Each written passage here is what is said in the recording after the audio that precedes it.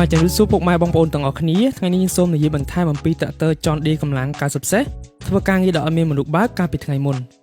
បាទមូលហេតុដែលធ្វើឲ្យត្រាក់ទ័រ John Deere ធ្វើការងារដោយខ្លួនឯងនេះដោយសារត្រាក់ទ័រ John Deere មានបំពាក់ជាមួយនឹងប្រព័ន្ធ Auto Track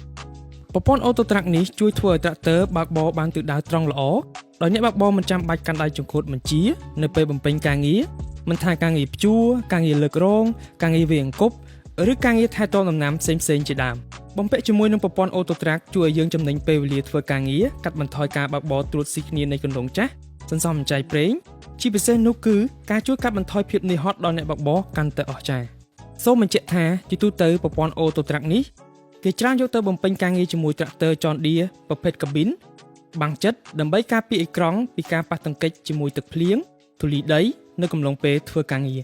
បាទអរគុណបងប្អូនសម្រាប់ការតាមដានទស្សនាវីដេអូមួយនេះបើសិនជាពុកម៉ែបងប្អូនមានចម្ងល់ឬចង់ដឹងព័ត៌មានបន្ថែមសូមឆាតមកเพจ Tractor John Deere ឬទំនាក់ទំនងតាមរយៈទូរស័ព្ទដែលមាននៅខាងក្រោម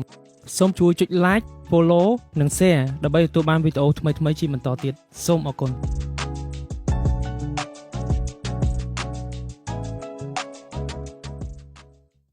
ត្រាក់ទ័រ John Deere ជាទំនុកចិត្តរបស់លោកអ្នកនាំចូលនឹងចែកចាយផ្ដាច់មុខដល់ក្រុមហ៊ុន RMA Cambodia